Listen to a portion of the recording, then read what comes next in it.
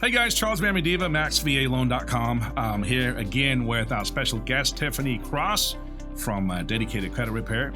She is an expert on what we're talking about, which is credit repair and credit restoration. Not just repair, right? But absolutely. Boosting scores all things credit. All things credit.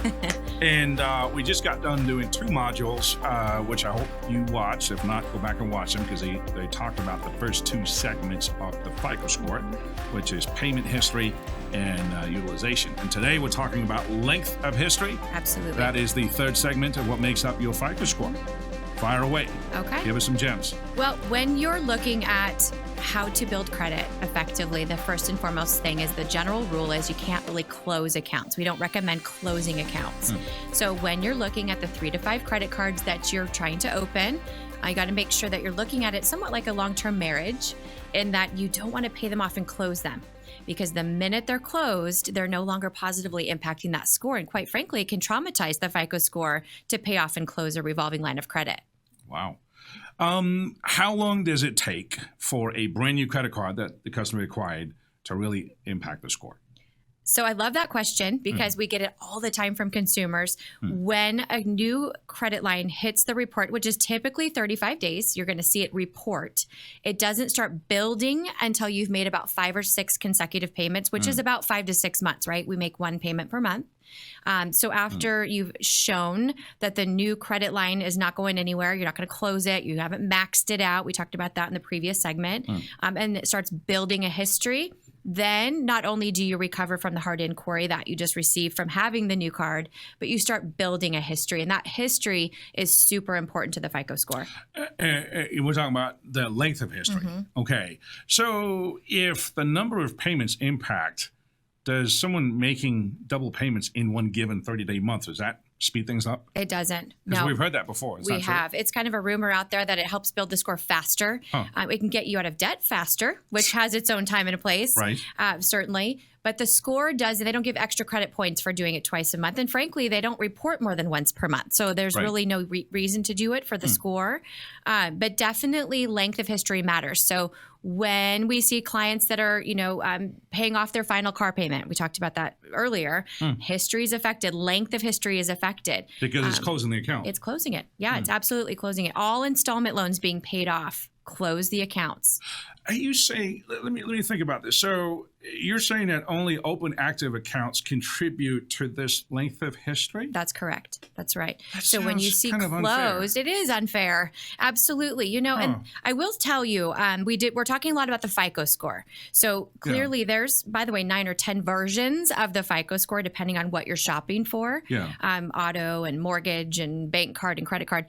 But the VANTAGE score, which is a totally different version of the score, which Credit Karma and some of the other websites use, they carry a little less impact on the history. Length of history is a little less significant.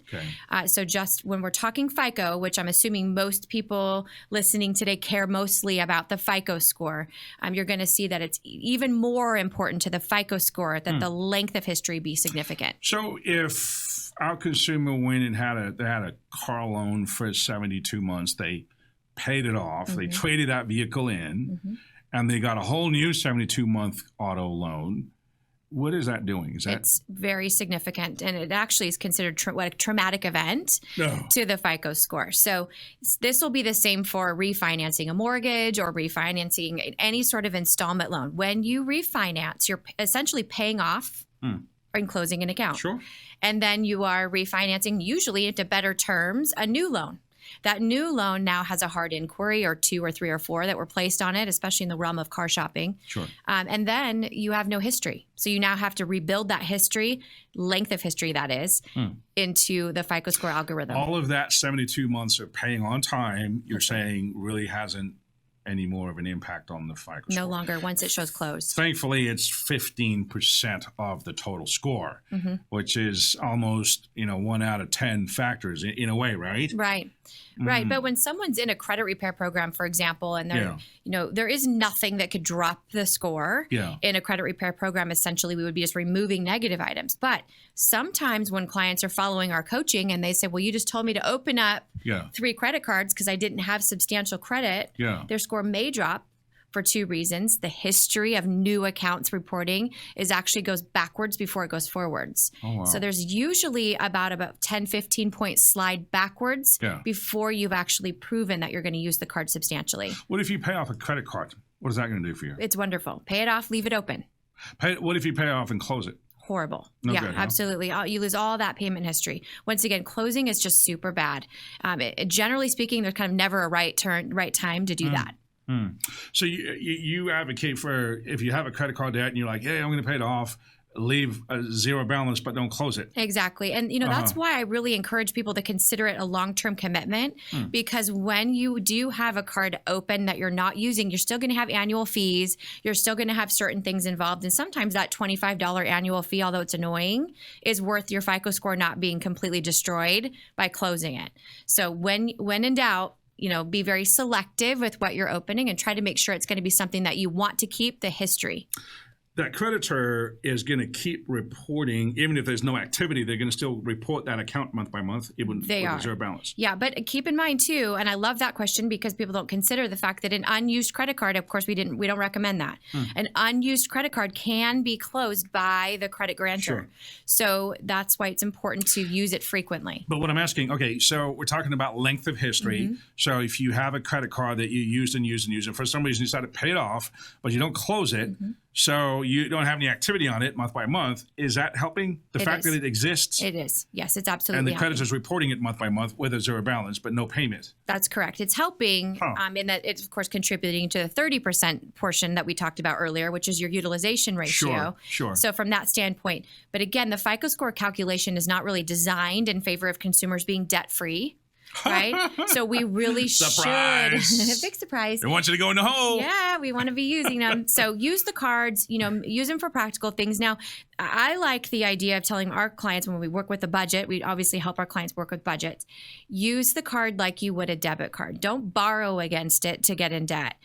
Tank of gas, groceries, the things you would normally use your debit card for, do it just once a month so that you can show, gosh, I'm using the card, I'm making on-time payments, I'm not exceeding what I make, right? We don't use credit cards to borrow against our future paychecks. Sure. We use them just to show that we have responsibility. We're talking about length of credit history.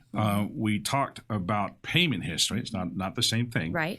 I've seen some credit reports with a Chevron credit card back in the 1980s. Now it's closed and whatever.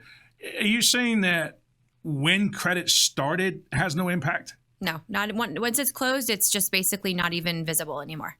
Wow. So if you had a Chevron card from the 80s or 90s that's still open and still being used, that's huge. Yeah. That would have a real good impact on your score. Absolutely. Even though the length of history is only 15% of the total makeup. Any other nuggets you want to drop here when we're talking about length of history before we wrap up, move on to the next module? I think just timing is everything. So if in fact you're going to refinance, like we talked about earlier, just keep in mind that refinancing a vehicle, for example, right before a home purchase, which we see all the time, probably 20 times a day, people go, why is my score drop? They're expecting to see new 30-day lates hit their report. There may not be any new late payments or collections. Your score can significantly take a huge drop by just refinancing a vehicle. Good info, good intel. Guys, you're listening to Tiffany Cross, dedicated credit repair right here in Murrieta, California. Her company does credit repair, restoration, improvement, all that. She'll hook you up. And we just got done talking about length of credit history, 15% of your total score. And in the next module, we're going to talk about new credit. Credit inquiries. Credit inquiries. Yes. We'll see you there.